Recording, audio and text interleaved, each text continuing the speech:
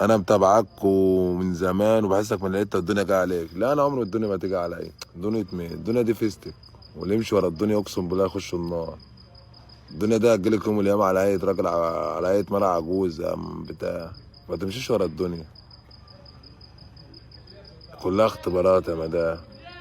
وصدقني ما دقت الا ما فرجت. انا بقالي 14 سنه انا اقسم بالله. كان جاي وقت ما كنتش بلاقي اكل، تاني يوم يبقى معايا اكل.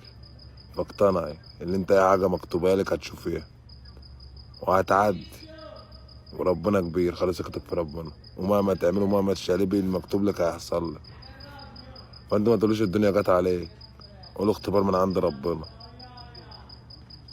بشوفك هتعمل ايه.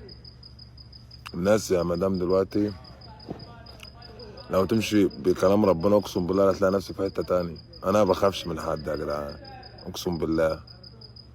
انا فيها ميزه، يعني انا قاعد في حته دلوقتي اقسم بالله كلهم بيشقلبوا وبيطيروا بيضربوا الجو برابس ولا في دماغي. انا اعمل ايه يعني؟ انا ما بخافش الا من ربنا وحياة ربنا، مقسم بعز جلاله الله. انما العبد ده اخره فاضي كلام.